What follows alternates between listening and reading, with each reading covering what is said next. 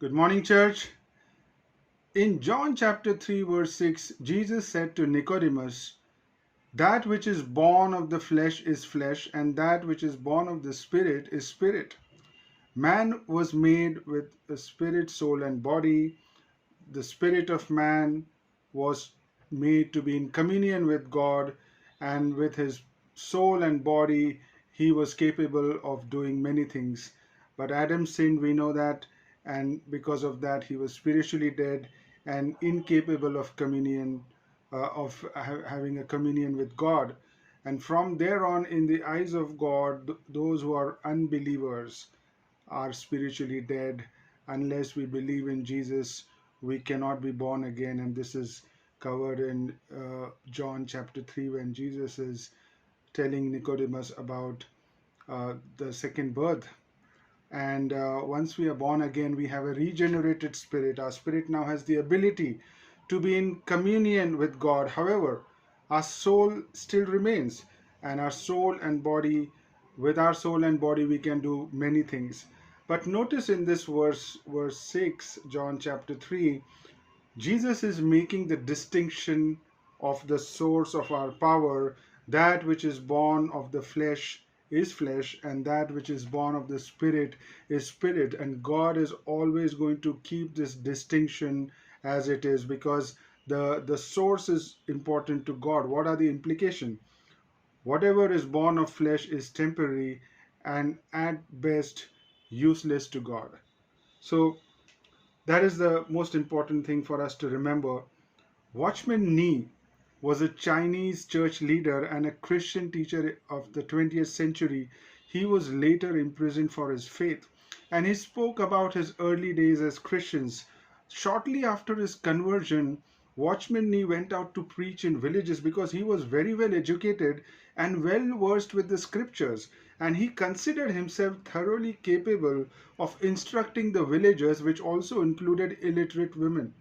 And after several visits, he discovered that despite the illiteracy of the people over there, mostly the women, they had intimate knowledge of the Lord. He knew the book, that is the Bible, but they knew the one of whom the book spoke. And he realized that he is relying a lot on his natural abilities to teach about God. Later, Watchman Nee met a young man, and this man had gone through a lot of tribulations and trials in his life, but he had a very good knowledge of God because God brought him through this trial. So, Watchman Nee asked this man, "What have the Lord been teaching you these days?" And he replied that there is only one thing that Lord is teaching me. And what is it? Watchman Nee asked. And he says, the Lord is teaching me only one thing, and that is that I can do nothing apart from him. And that is what Jesus said in John 15 verse 5 as well, that we can do nothing apart from him. Watchman Nee asked, "Do you really mean that you can do nothing?" And the man replied, "Well, no, I can actually do many things, and that is the cause of my trouble because I am so confident that I can do so many things." Then Watchman Nee asked, "Then what do you mean when you say that you can do nothing apart from him?" And he answered uh, that Lord showed me that I can do anything, but He has also shown me that apart from Him I can do nothing. So I can do anything, but apart from Him I can do nothing. So it implies that whatever I have done so far and whatever I'm going to do apart from Him would mean nothing to God. So our flesh is something which is not going to do anything everlasting for God. And how many times we see that we are attracted towards the naturally gifted people.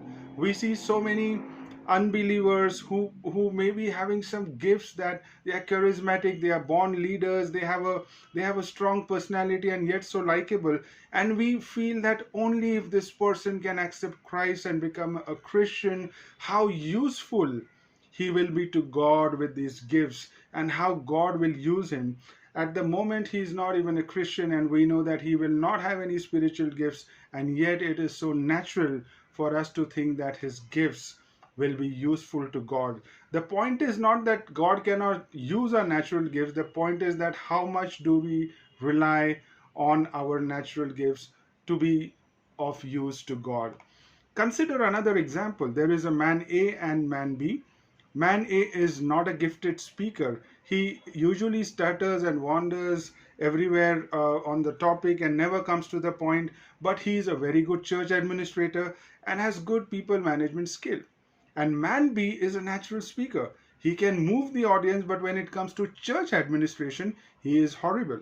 Now imagine that both man A and man B are asked to speak in the church, give a sermon. Who will pray harder, do you think? Who will do the prayer and who will rely on prayer more? It is obviously going to be man A because he is not a natural speaker. He'll have to rely on the power of God and he cannot rely on his own ability. Whereas man B will be able to rely on his natural ability as well, and he will not be praying so uh, desperately. Now, next week, you reverse the role.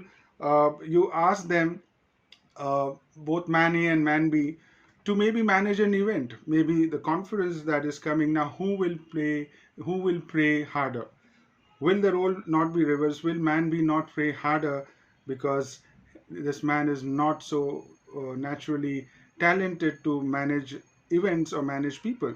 So you see the difference between natural and spiritual gift. Anything that we can do without prayer and utter dependence on God springs from our natural life. And sadly, many Christians are having so overdeveloped souls that the natural gifts are in action and God is out of action in their lives. We can take meetings, we can reach out to people, evangelize, we can find new mission fields, we can plant churches, we can build church buildings, but it can all be in our natural strength. It is in our flesh, and that which is of flesh originally can never be improved to make it belong to the spirit. So anything for which we are sufficient in ourselves is nothing in God's estimate. And how do we deal with this conflict? How do we learn to rely on the spirit as a source of our energy and power and not on our natural self, when in fact we often even struggle to identify what is the source? Is it natural or is it coming from spirit? Is it from the flesh or is it from the spirit? And there is a time in every Christian's life where we learn new doctrines and we listen to so many interesting sermons, we are charged up, and then God starts showing our reliance on our own flesh, and then we see how impure we are in as compared to the holy God. And now we don't enjoy the sermon so much and the doctrine so much, but rather we hate ourselves for the impurity that is in us. And that is a great point to reach because God can now really work through us. So we cannot learn reliance on spirit simply by being told, but God has to teach us, and it is usually the hard way. He will do the pruning of our natural self, which is cutting down our reliance on our natural self, and He'll bring us to a place where we learn to live through the life of Jesus. It is the cross that we have to come to because that's where a natural man had died with Jesus.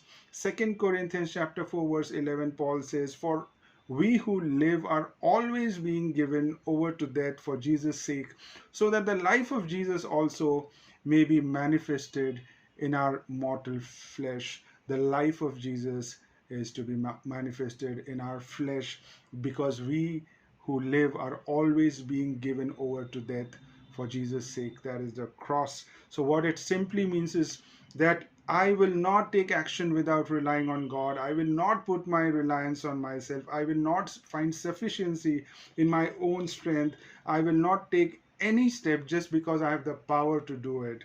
When we lose the power to act in anything without consulting God, that is a great place to be.